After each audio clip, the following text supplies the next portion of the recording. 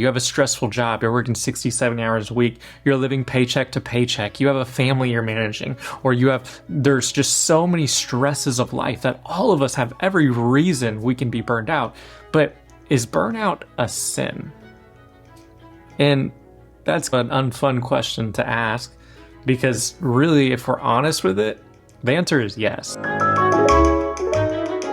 Welcome to this week's episode of Ask the Pastor. This is our weekly segment where we go in depth on our Sunday sermon and be able to answer questions that you have and deal with our passage about how can we apply it to our personal lives, or what does it say about our culture at large. This week, we are continuing in our series through the book of Hebrews, and in our passage, we came upon this idea that God, and Jesus specifically, gives us a greater rest in our life. And as we had questions, this is the first one I want to start out with, because I think it's just so relevant to what we're all facing today, is why is everyone burned out? You've probably heard this before. Burnout seems like such a trendy topic. If you follow any leadership podcasts or read any leadership books, everyone talks about how do you prevent burnout. If you're a parent, all you hear about is every influencer and every mommy blog and daddy blog talking about how they're always tired and burnt out.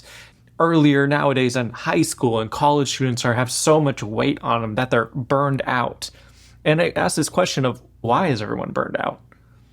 I think in Hebrews, it gets into some of that core is we burn out when we're looking for rest and we're looking for relief from other things other than God.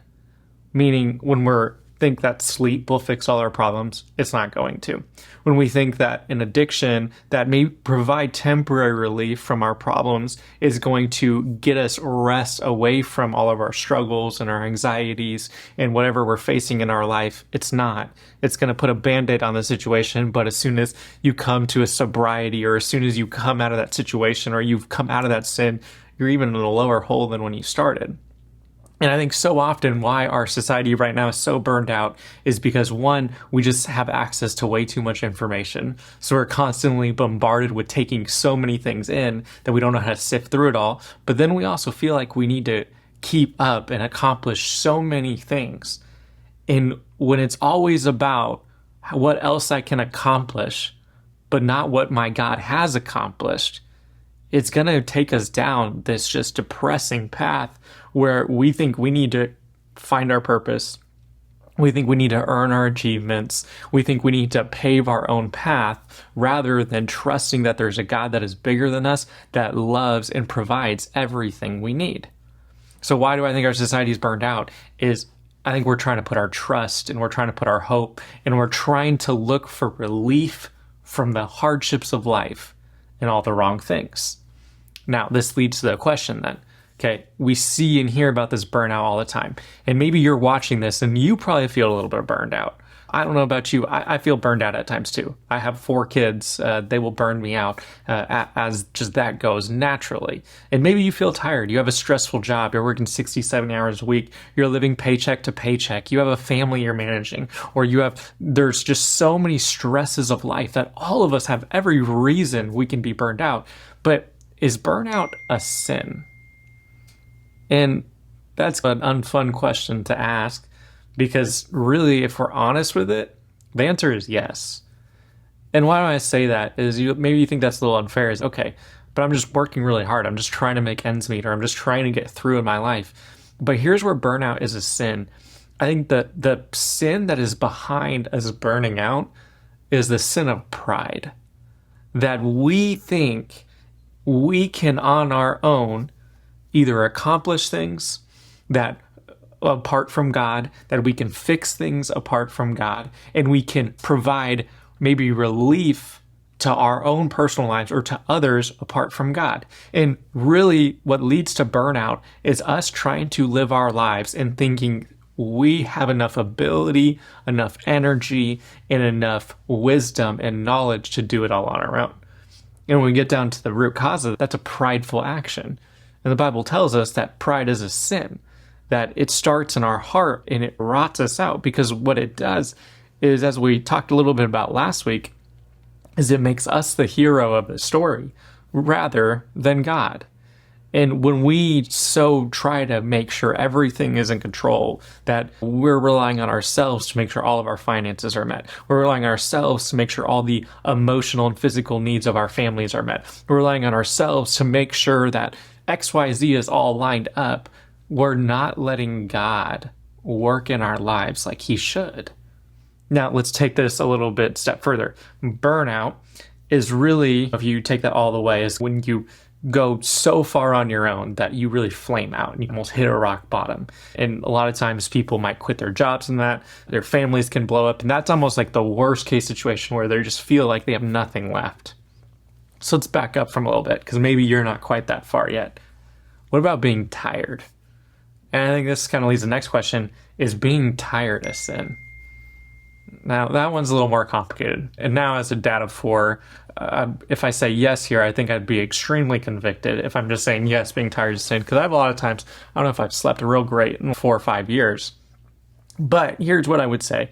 On the surface level, being tired is not a sin, right? It's a part of life. There's going to be seasons you're more energized, seasons you're less energized. You got a newborn in your house like I do, maybe you have a little less energy. Maybe you get a little less sleep.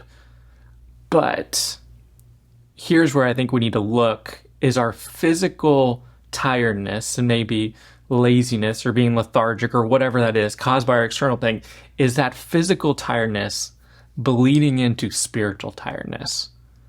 And that's where I think we can drift off into sin. Because when we get spiritually tired, what we start doing is we start getting off our disciplines of seeking God. We might not be reading our Bibles, we might not be praying, we might not be going to church and participating in community with other people.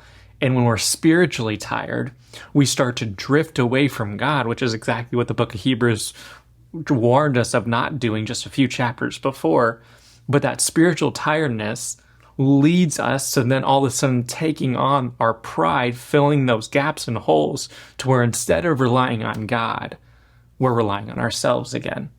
So is being tired a sin? No, but I think it's a warning that if we're always talking about how tired we are and all exhausted, that is naturally going to bleed into your emotions, into your spiritual life, and into all areas. And if we're not careful, then all of a sudden we can drift off getting prideful and trying to do everything ourselves, instead of relying on seeking God through all these disciplines.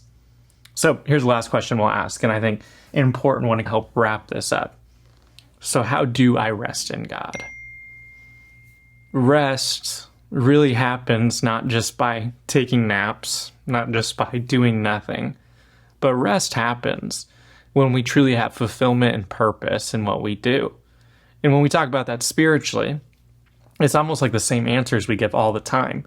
But I think how we find rest in God is we look to the spiritual disciplines that reveal the truth of God to us. I think when we read our Bibles, when we're praying, and when we're in relationship and community through God's church with one another, what all those things do is remind us that Jesus Christ is greater than everything.